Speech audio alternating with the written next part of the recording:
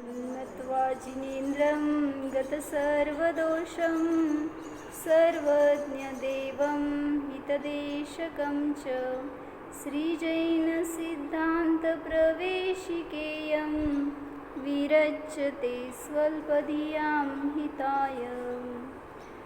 जय बोलो पंच परमेष्टि भगवान की जय।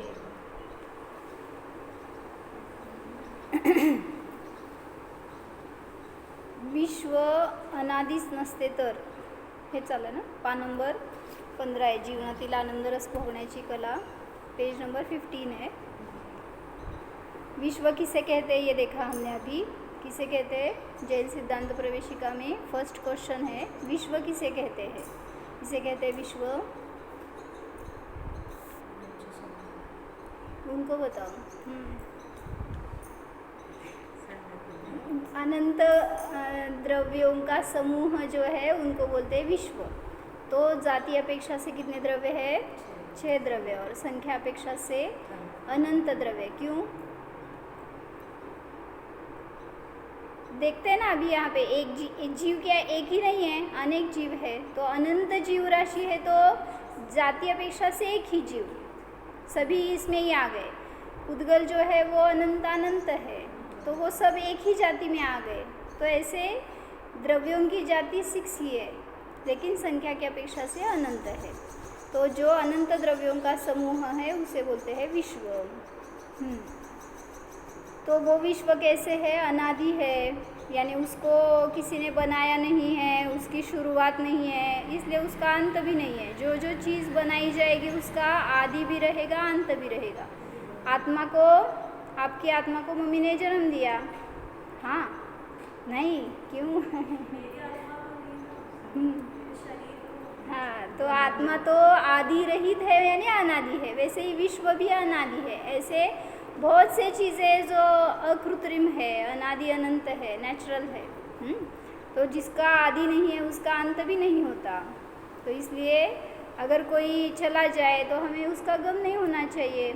माता जी बताते हैं, इस 3 लोक के बाहर कोई नहीं जाता, जो भी है यहीं पे है, फिर किसके लिए रोना।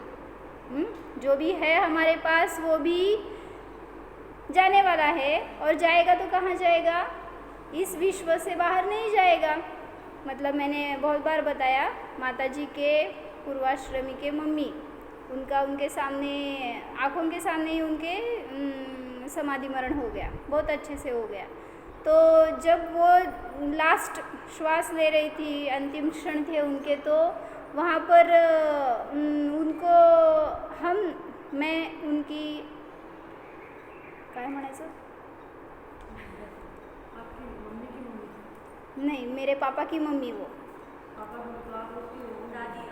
हाँ मेरी दादी, हाँ हाँ, तो वो उनके साथ मैं बैठी थी ना, बसा के। तो उनको माता जी तो इतने स्थिर थे, इतने अच्छे से चल रही थी साधना, तो माता जी के संबोधन कर रहे थे। क्या कहते हैं, प्रवेशिका है, प्रवेशिका है।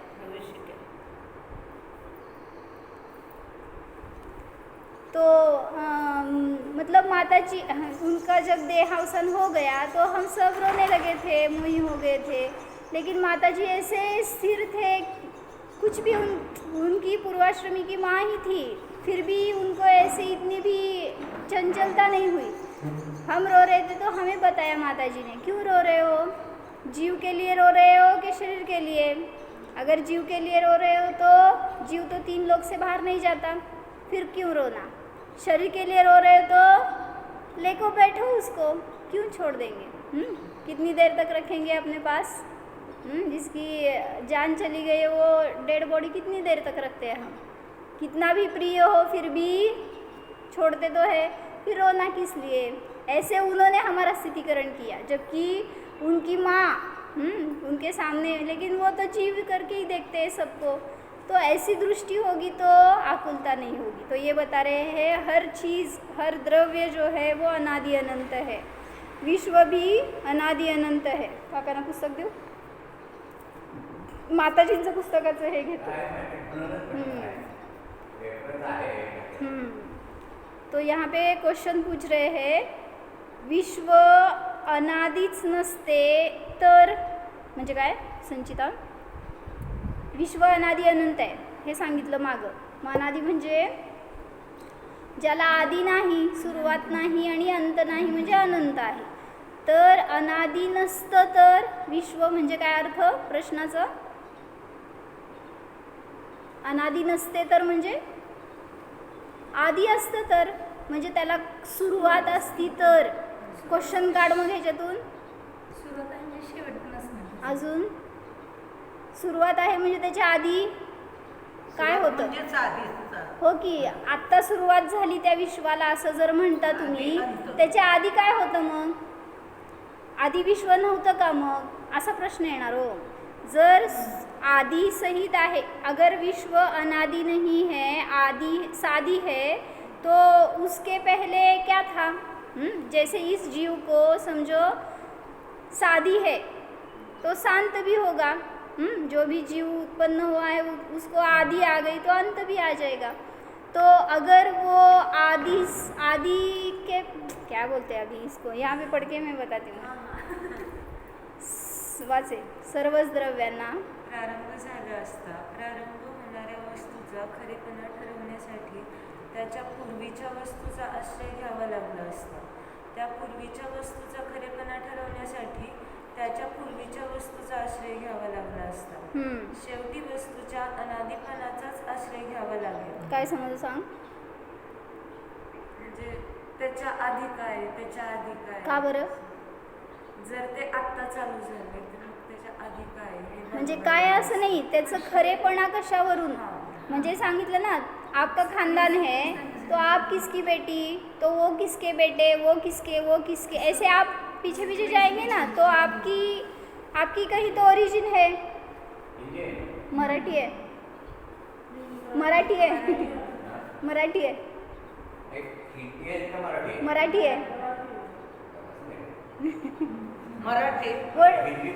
ट्रान्सलेशन करून सांगावं लागायला त्याला. हिंदी दुसरी पुस्तक आहेत की त्याचं नाही आहे. काय सांगत होते? हाँ, तो आंसर क्या दिया इन्होंने? अगर विश्व अनादि नहीं होता तो सभी द्रव्य भी अनादि नहीं होते. जो भी जीव पुद्गल धर्म बता रहे वो भी अनादि नहीं होते, सादी ही होते. और जिसका प्रारंभ हो गया है तो समझो अभी आपका जन्म हो गया तो आपकी इंट्रोडक्शन किसी ने पूछी तो आप बताएंगे ये मेरे मम्मी पापा है, तो उनकी इंट्रोडक्शन पूछेंगे तो वो उनके, ऐसे करके आप कहीं से उसका ओरिजिन तक जाते हैं ना, तो ये प्रमाण हो गया. हाँ, आप यही है. आपका सरनेम जैन. तो ऐसे वो जैन अंकल के है, वो उसके ऐसे एक पीछे रेफरेंस जाता है. तो ये बता रहे हैं हिंदी तुम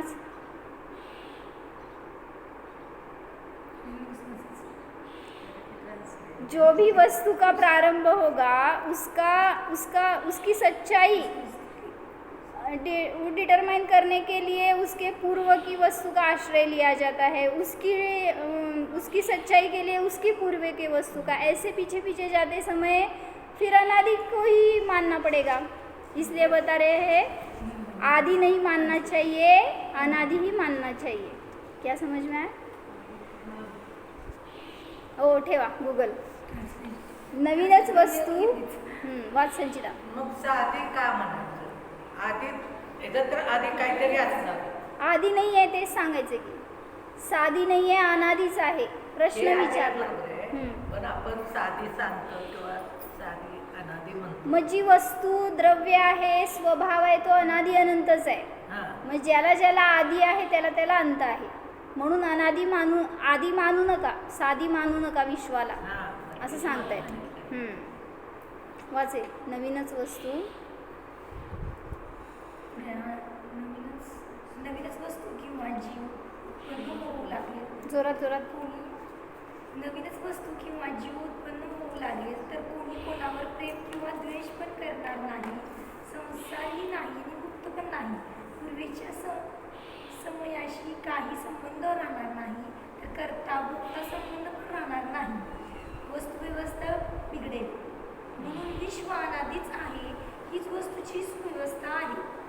काय केलं ग तू?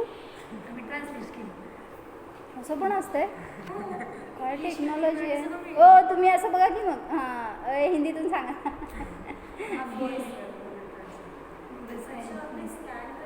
स्कॅन केली. सभी तरल पदार्थ प्रारंभ हो गए होंगे. आरंभिक वस्तु की प्रामाणिकता निर्धारित करने के लिए उसके पूर्ववर्ती वस्तु का सहारा लेना होगा. उस पूर्ववर्ती वस्तु की प्रामाणिकता निर्धारित करने के लिए उसकी पूर्ववर्ती वस्तु का सहारा लेना पड़ेगा. अंत में हमें चीज़ों की शाश्वतता की शरण लेनी होगी. आप यहाँ पे ध्यान दो, क्या बताया? एक नई वस्तु या जीवन उत्पन्न होना शुरू हो जाएगा, इसलिए कोई किसी से प्रेम या घृणा नहीं करेगा. ये पढ़ा हमने अभी. किती वाचलं तू? पूर्ण पॅरेग्राफ वाचलं का? सुव्यवस्था आहे. हाँ, तो नई वस्तु या जीव अगर उत्पन्न होगा, क्या बताया? अच्छा मैं रीड करती हूँ. हाँ बढ़ो, बहुत अच्छा होगा. सभी तरल पदार्थ प्रारंभ हो गए होंगे. आरंभिक वस्तु की प्रामाणिकता निर्धारित करने के लिए उसके हिंदी पूर्ववर्ती वस्तु का हिंदी सहारा- वाचते. वस्तु का सहारा लेना होगा. उस पूर्ववर्ती वस्तु की प्रामाणिकता निर्धारित करने के लिए उसकी पूर्ववर्ती वस्तु का सहारा. अच्छा, जैसा आपने बोला ना कि पीछे पीछे जाना पड़ेगा. पीछे पीछे कितना पीछे जाएगा, तो उसके पूर्ववर्ती जो वस्तु है उसका सहारा लेना, उसका लेना पड़ेगा. फिर उससे प्रामाणिकता फिक्स होगी आपकी. ऐसे अंत में हमें चीज़ों की शाश्वतता की शरण लेनी होगी. एक नई वस्तु या जीवन उत्पन्न होना शुरू हो जाएगा, इसलिए कोई किसी से प्रेम या घृणा नहीं करेगा. ना कोई संसार है और ना कोई मुक्ति है. पिछले समय से कोई संबंध नहीं रहेगा और कर्ता और उपभोक्ता के बीच भी कोई संबंध नहीं रहेगा. बिगड़ जाएगी कमोडिटी व्यवस्था. वस्तू व्यवस्था. अच्छा, ये इस तरह से ते हाँ ते इसलिए ब्रह्मांड शाश्वत है. यही चीज़ों का क्रम है. यह समझते हुए कि यह ब्रह्मांड अनंत है, यह समझा जाता है कि त्रिकाल में 6 तत्वों को कोई नष्ट नहीं कर सकता. तो क्या मैं ही समझ रहे हैं? ब्रह्मांड हूँ. मतलब ब्रह्मांड यानी विश्व जो है. अभी हमारे लिए हमारा विश्व तो हम ही हैं, लेकिन जो अभी यहाँ पे लौकिक में देख रहे हैं वो बता रहे हैं. जो आपको त्रिलोक का नकाशा बताते हैं तो वो विश्व है. तो वो विश्व कैसे है? किसी ने उसको बनाया नहीं है, वो अनादि है, स्वयंभू है. तो इसलिए ये बता रहे हैं कि जो भी विश्व है वो अनादि ही है. यही वस्तु की सुव्यवस्था है. यह विश्व अनंत है. यह जानने के बाद 6 द्रव्यों को त्रिकाल में भी कोई नष्ट नहीं कर सकता. ये समझ में आ गया. मतलब जिसको उत्पन्न नहीं कोई कर सकता तो उसको नष्ट भी कोई कर नहीं सकता. ये समझ के क्या फ़ायदा हमने को? इससे तो ये मृत्यु का भय बराबर बराबर. और बताओ.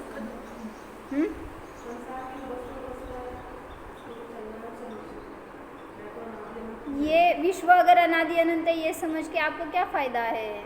या मेरा स्वरूप अनादि अनंत है ये समझ के आपको क्या फ़ायदा? थोडं लावा ना तर्क त्याच्यावर. आपल्याला घासायला यायला नको का? सगळं आम्हानेच तयार करून द्यायचं आपल्याला.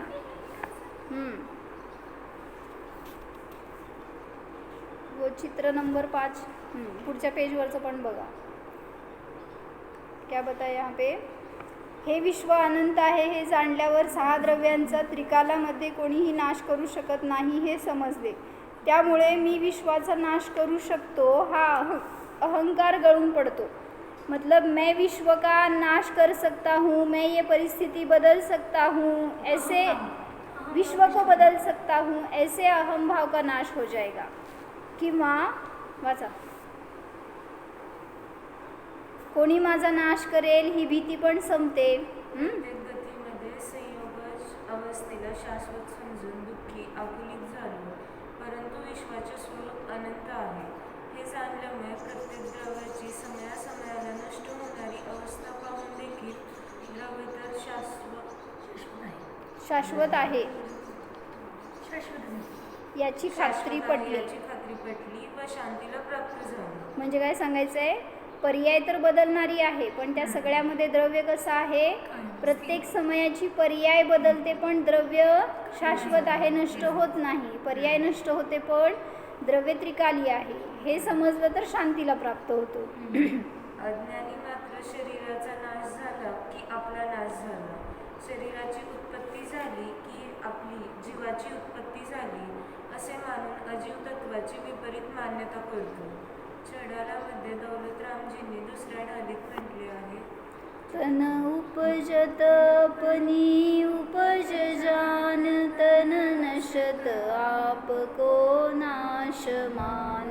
मतलब क्या, तन उपजत मतलब शरीर का शरीर में हाँ, शरीर की उत्पत्ति में अपनी उपज जान, मेरी उत्पत्ति हो गई है, शरीर नष्ट होने पर मेरा नाश हो गया, ऐसा मानता है तो गलत है के बराबर है.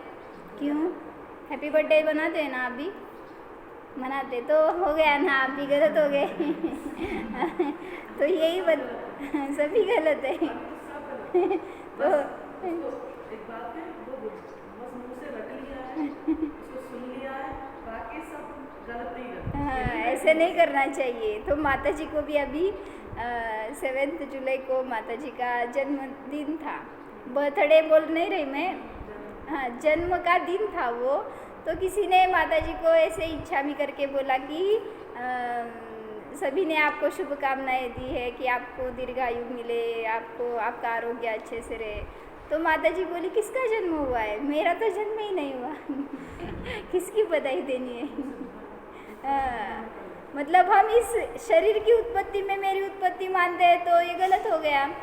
तो यही बता रहे हैं. कधी हॅपी बर्थडे ज्या दिवशी असतं ना हॅपी, त्या दिवशी ते म्हणले ना, जो भी तीर्थंकर है वो भी हैप्पी बर्थडे मनाते थे. क्या करते थे, लेकिन वो जिनकी जन्म तिथि है ना वही उनकी दीक्षा तिथि हो जाती थी.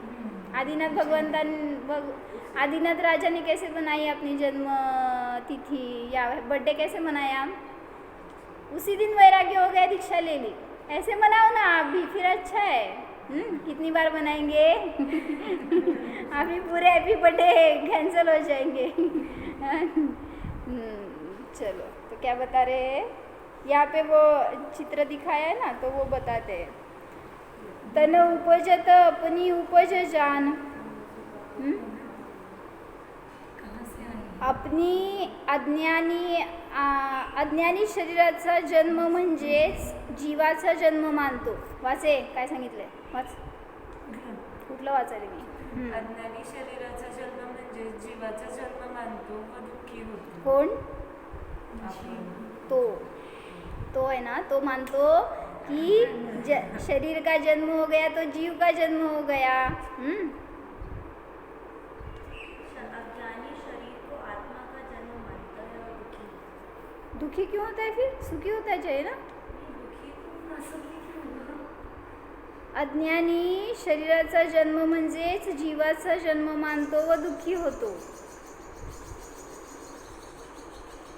सुखी आहे, खाली दुःखी आहे. सुखी पाहिजे ना, तेच म्हणाले. हां. जन्म हो गया इसलिए सुख मानता है ना, वहाँ पे गलत तो हो गया होगा, ऐसे मैं बोल रही हूँ. वो आपके यहाँ पे भी दुखी ही आया होगा, लेकिन सुखी चाहिए. मतलब जन्म में हम आनंद मानते हैं ना, कोई बच्चा जन्मा घर में तो उसका आनंद ही सेलिब्रेट करते हैं. हाँ, मिसप्रिंट हो गया होगा. तो वो बोलती है क्या, जीव फार सुंदर उत्पन्न झाला. आता जीव उत्पन्न झाला हे शब्द चुकीचे आहेत असं सांगायचं तिला. हां, वाच. वेडीच आहेस. शरीराच्या संयोगास जन्म म्हणतात. जीव तर अजरमर आहे. जीवाचा जन्म त्रिकालातही होत नसतो. हां, म्हणून सांगितलं तिथं वर त्यांना म्हणायचंय शरीराचा जन्म झालाय तर जीवाचा मानतो म्हणून दुःखी आहे. मानायला पाहिजे शरीराचा जन्म तर तो सुख मानतो, पण जीवाचा जन्म झालाय असं मानतो म्हणून दुःखी आहे. कारण वस्तुव्यवस्था चुकली ना ज्ञानातून, म्हणून म्हणतायत की बरोबर आहे, ते मिसप्रिंट नाही आहे. अज्ञानी जो जीव है वो शरीर के जन्म में जीव का जन्म मानता है, तो उसने ये स्वीकार ही नहीं किया कि जीव अनादि है, उसका जन्म हो गया, ये जो उसने मान लिया है, तो यही गलत हो गया। इस वजह से वो दुखी ही है। आगे तन नशत आपको नाशमान, अज्ञानी शरीराच्या नाशास जीवाचा नाश मानतो तो दुःखी होतो. दुःखी जीवन जगतो. जीवाचा नाश झाला, वाईट झाले. विश्वातील सतवस्तू उत्पन्न व नष्ट देखील होत नाही. हा सतचा सिद्धांत समजला तर विश्वाची अनादि अनंतता सहज घडते व शाश्वत आनंद स्वरूप स्वला जाणल्यामुळे क्षणिक सुख दुःख सहजच नष्ट होते. क्या समझ में आया? अगर किसी का नाश हो गया, उसका अगर मरण हो गया, तो क्या मानते हैं? जीव का ही नाश हो गया ऐसे मानते, इस वजह से दुखी होते हैं. तो ये बता रहे हैं जो भी सत है वो न उत्पन्न होता है न नष्ट होता है, यह सिद्धांत है. और ये समझ में आ गया तो विश्व का भी स्वरूप अनादि अनंत है, ये समझ में आएगा. और मेरा भी स्वरूप वैसे सभी क्षणिक पर्यायों से भिन्न शाश्वत है. तो माता जी ने, महाराज जी ने ऐसे बहुत से चार्ट बनाए हैं इसके ऊपर. तो उसमें व्यू दिखाया है. क्या? एक व्यू है जो द्रव्य दृष्टि दिखाता है और दूसरा व्यू है जो पर्याय दृष्टि दिखाता है. क्या बोला मैंने? बोल. चार्टमध्ये दृष्टी दाखवलेली आहे. सांग उदाहरण. काय सांगितलं? कुठलं चार्टमध्ये? नाही कशाला, आंब्याचं चार्ट सांग. काय सांगितलं त्यात? हां, कच्चा वर जायचं नाही. कच्चा, पिकलेला आणि नासलेला. वर पुढं खालून वर असते ते चार्ट. तो माताजी ने ऐसे चार्ट बताया. महाराज जी ने आम दिखाया तो पहले वो खट्टा था, हरा था. उसके बाद वो रायपन मीठा म्हणायचं, पिकला म्हणजे पिला हो गया. हां, नाही पिकलाला काय म्हणायचं? पिवळा नाही म्हणाले, पिकला म्हणाले बाबा. हाँ, राइप हो गया तो वो पीला हो गया, मधुर हो गया, उसका रस भी, उसका सुगंध हो गया, पक गया. हाँ, तो जो हरा था वो पीला हो गया, पीला का सड़ गया. तो ये तो आप क्या देख रहे हैं? उसकी ये पर्याय है या इस साइड में, और इस साइड में उसकी द्रव्य दृष्टि से देखते हैं तो उसमें क्या है गुण? आम में गुण क्या है? ये गुण है उसमें. क्या है? स्पर्श, रस, गंध, वर्ण. ये गुण कहाँ पे चेंज हो गए? गुण तो शाश्वत है, लेकिन उसकी अवस्था चेंज हो गई. जो स्पर्श था यहाँ पे कठीण था जब हरा था, तो फिर बाद में हां, चार्ट घे की एवढ्यापेक्षा लय सोपं होईल. तिथं मोठा चार्ट आहे, 2 पुस्तकं घे मोठे.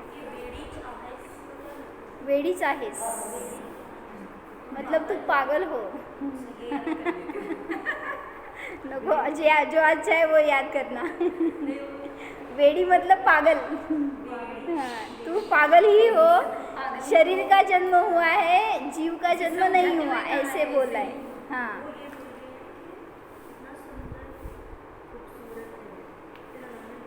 बस की मला एक दे, तुला एक दे. तो इस आम के चार्ट में बताया है, वहाँ पे दृष्टि दिखाई है नीचे, 2 दृष्टि. पहले क्या बताया? निश्चय दृष्टि, उसी को बोलते हैं द्रव्य दृष्टि. जो इधर लिखा है व्यवहार दृष्टि, उसी को बोलते हैं पर्याय दृष्टि. चार्ट को नीचे से ऊपर पढ़ना है. तो वहाँ पे ऊपर में टॉप में दिखाया है ना, शाश्वत अविनाशी ध्रुव. जो द्रव्य दृष्टि से जो भी दिखेगा आपको वो कैसा होगा? शाश्वत होगा, अविनाशी ध्रुव होगा. और जो पर्याय दृष्टि से दिखेगा वो कैसे होगा? अवस्था क्षणिक पर्याय होगी. तो आपको किसको देखना है और आप किसको देखते हैं ये बताते हैं. तो निश्चय दृष्टि से द्रव्य कैसे दिखा? वो आम स्पर्श गंध वर्णमय है, शाश्वत है, अविनाशी ध्रुव है. व्यवहार दृष्टि से कैसे है? स्पर्श कड़ा है, कठोर है, रस खट्टा है, गंध असुगंध है और वर्ण हरा है. तो यही आम बाद में उसकी पर्याय बदल गई तो वो पक गया।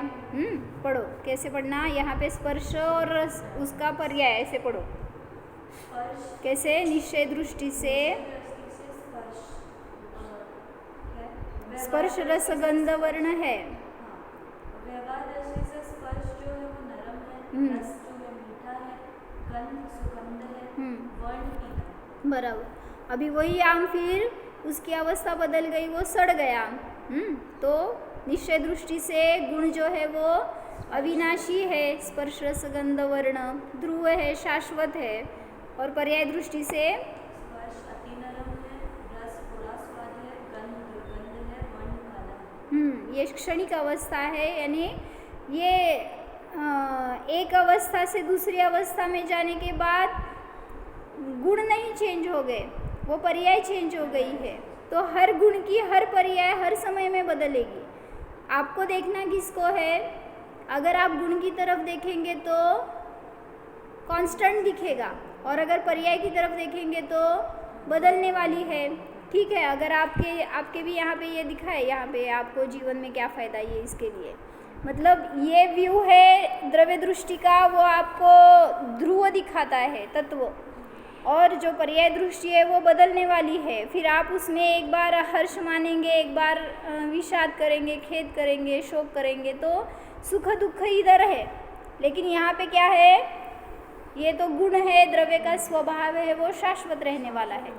तो ये आम समझ के आपको जीवन में अपने ऊपर दिखाना है। जीव के बारे में कैसे घटाएंगे तो ये बता रहे आगे बात श्रुति। निश्चय दृष्टि से जीव में आनंद, जीव ज्ञान आनंद है। ये शाश्वत ध्रुव है, अविनाशी है, वरचं वाचायचं। और व्यवहार दृष्टि से जीव बालक है, उसका ज्ञान अल्प ज्ञान है, और आनंद की दुःख यह पर्याय है, आनंद गुण की। किती रडालेलं बिचारायला, थोडं रडून तर घ्यायचं फोटो, किती रडवलं बिचारा। निश्चय दृष्टि से जीव ज्ञान आनंद गुण शाश्वत है। और व्यवहार दृष्टि से जीव जवान है, ज्ञान विशेष ज्ञान है, और आनंद सुख है। आनंद गुण की सुख यह पर्याय है, मतलब बदल गई पर्याय, दुख की पर्याय नष्ट हो गई और सुख हो गया। आगे निश्चय दृष्टि से जीव ज्ञान आनंद उसके गुण है, और व्यवहार दृष्टि से जीव बुद्ध हुआ है, ज्ञान विशेष ज्ञान है, और आनंद सुख। आनंद गुण की सुख दुख रहित अतीन्द्रिय आनंद यह पर्याय है, मतलब अभी वो ज्ञानी हो गया है, तो बाहर उसका एक्सीडेंट हो गया, फिर भी वो क्या जानता है, मैं इससे भिन्न हूँ। तो बताना क्या है यहाँ पे, अगर आप यहाँ ये पर्याय व्यू से देखेंगे जीव को, तो अल्प ज्ञान है तो दुख ही मानेंगे, थोड़ा ज्ञान बढ़ गया तो उसमें अहम हो जाएगा, उसके बाद में अगर ज्ञान घट गया या मिट गया, मतलब जो भी आपको याद था सब भूल गए, तो उसमें भी दुख करेगा जीव। तो इसलिए बता रहे हैं, अगर आप इस व्यू से देखेंगे तो सभी अवस्थाओं में जीव कांस्टेंट है, उसके गुण भी कांस्टेंट है, वो बदलने वाले नहीं हैं। तो इसकी वजह से नीचे मॉरल दिखाया है उन्होंने, वस्तु में अविनाशी अंश और क्षणिक अंश जानकर मेरा आत्मा अविनाशी ज्ञानानंद में अनादि अनंत शुद्ध है, ऐसा विचार किया तो अभी सम्यक आनंद प्राप्त होता है, समाधान समता और शांति प्राप्त होती है, और सब दुख नष्ट होते हैं। मतलब आपको दोनों अंश दिखा रहे हैं, अविनाशी अंश भी है वस्तु में और क्षणिक अंश भी है। आपको किसकी तरफ देखना है? आपको अभी दुख हो रहा है, क्यों दुख हो रहा है? आपने क्षणिक अंश को देखा है, शाश्वत अंश को देखो तो दुख कहाँ होगा। जो भी जीव है उसकी पर्याय बदल गई है, लेकिन जीव तो नहीं गया ना, वो जीव तो है। तो इसलिए अगर ये दृष्टि आ गई तो समता शांति समाधान सुख प्राप्त होगा और सब दुख नष्ट होगा। तो इसके लिए एक दृष्टांत बताया था, एक हिंदी में एक साधु थे और लेटफ है, तो उनके पास शिष्यगण गए, तो गांव वाले जो थे ना, तो उन्होंने खुश होकर साधु को गिफ्ट करके घोड़े दिए थे। तो बहुत अच्छे नस्ल के घोड़े थे, अच्छे दिखते थे ऐसे। तो साधु को उसमें कुछ हर्ष नहीं था, वो न्यूट्रल थे। तो उन्होंने घर के झोपड़ी के बाहर वो बांध दिए थे घोड़े। तो एक दिन क्या हुआ, शिष्य आ गया और बोला कि जब मैं जंगल में गया था कुछ लाने के लिए फल वगैरह, तो घोड़े वहाँ से भाग गए।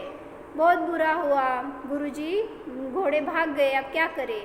तो पहले लोगों ने आके घोड़े दिए थे, तो शिष्य आके गुरु से बोलता है कि कितना अच्छा हुआ, हमें घोड़े मिल गए, अच्छा हुआ अच्छा हुआ।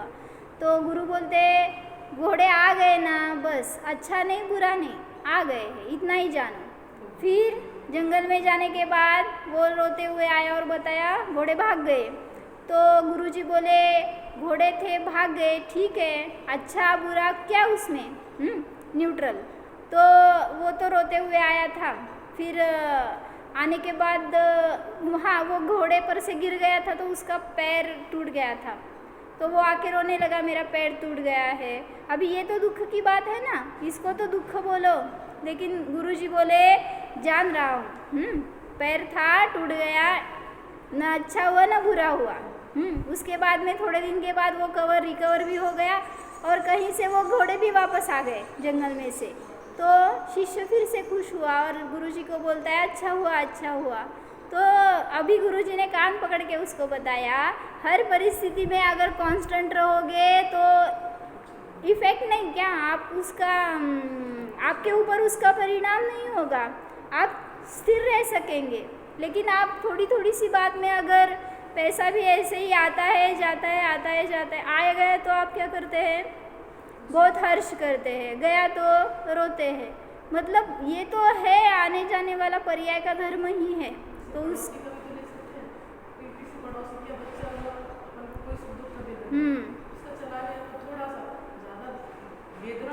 बराबर,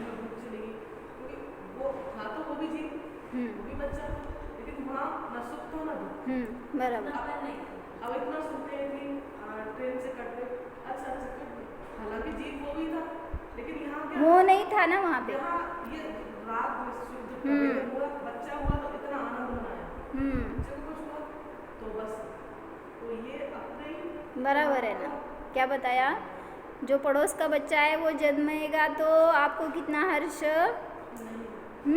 शेजारच्याला मूल जन्माला आलं तर असंच झालं होतं कोणाच्या बाबतीमध्ये, जिनसेन स्वामी के बाबत उनकी स्टोरी थी। वो जब छोटे थे ना, तो 2 साल के शायद होंगे, तो उनके साइड में जो रहते थे वहाँ पे गाना संगीत चल रहा था। तो उनको वो स्वर अनजान थे, तो वो माँ को पूछते हैं कि ये क्या चल रहा है, क्यों बजा रहे, कैसी धुनी है ये।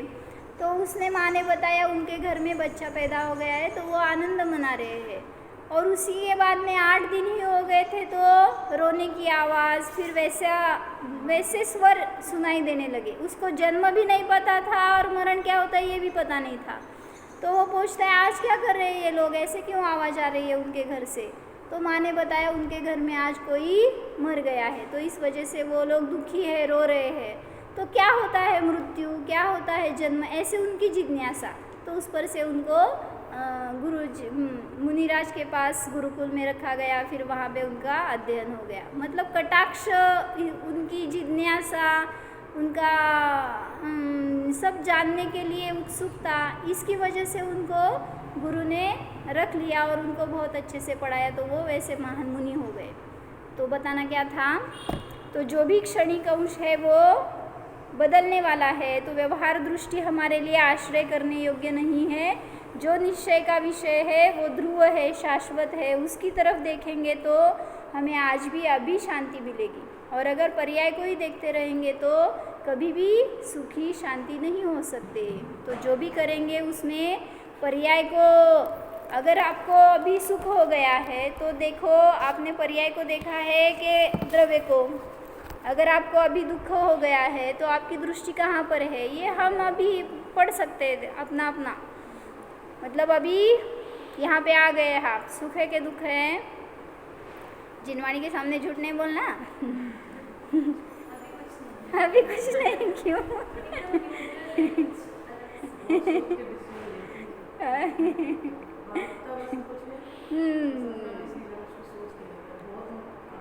उसके लिए यहाँ पे रुकना होगा उसको, फिर डिसीजन होगा। ऐसे 2 दिन में 4 दिन में डिसीजन नहीं होता।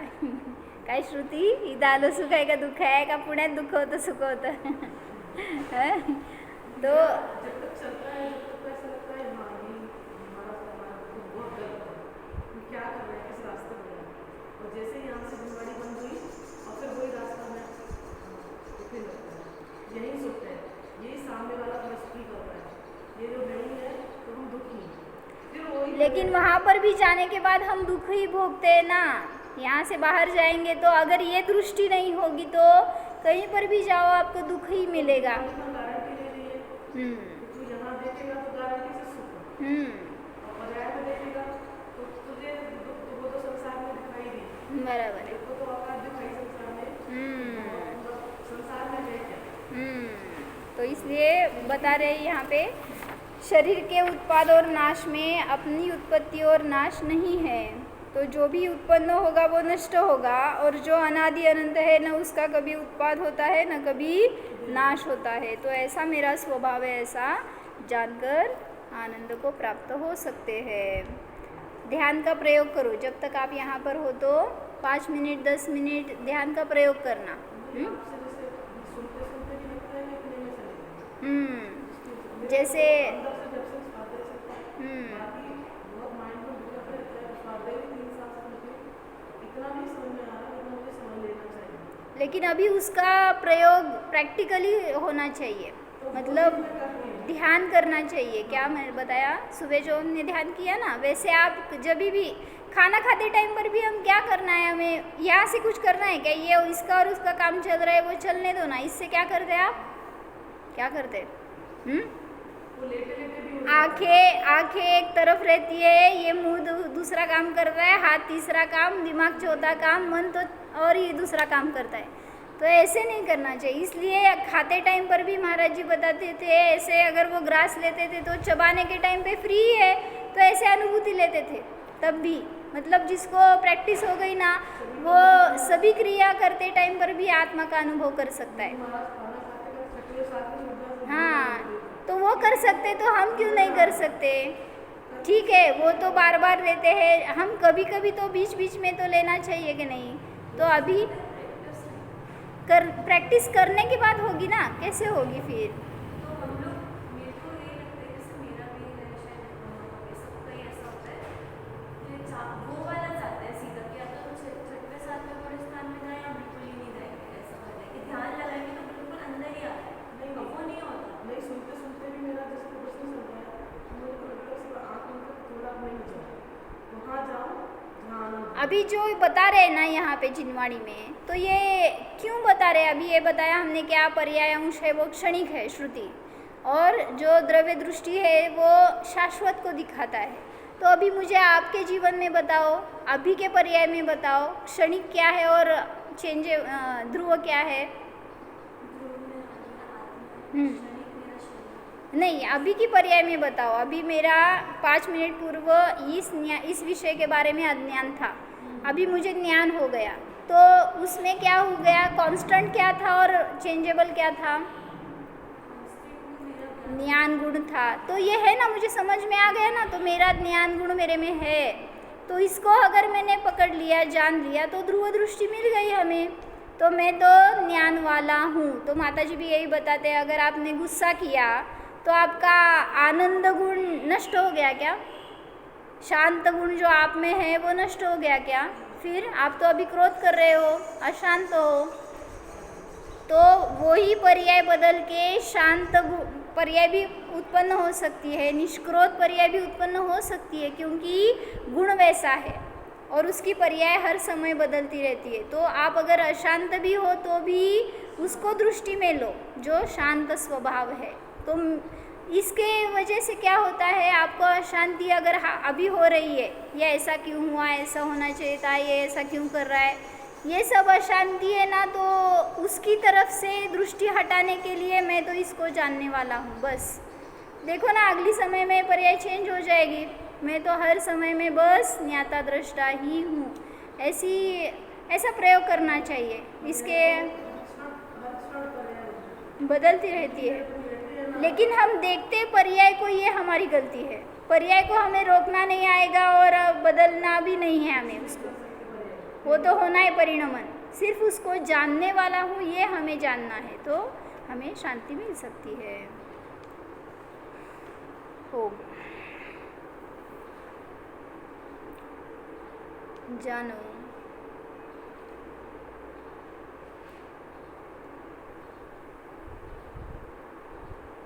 मेरा स्वभाव निष्कषाय है।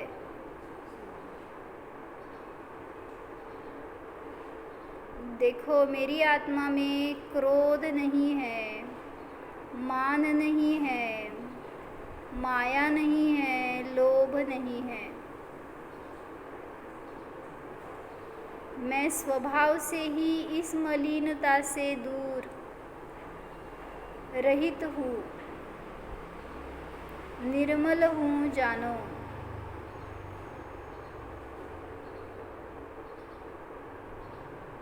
यह मैं आत्मा शांत हूँ, प्रशांत हूँ, परम शांत हूँ।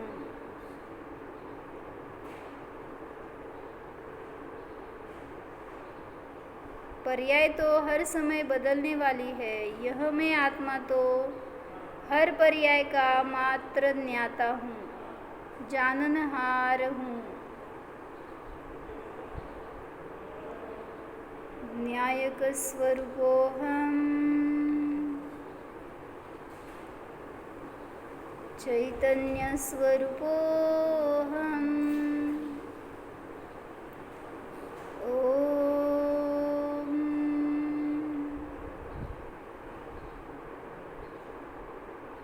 विसर्ज।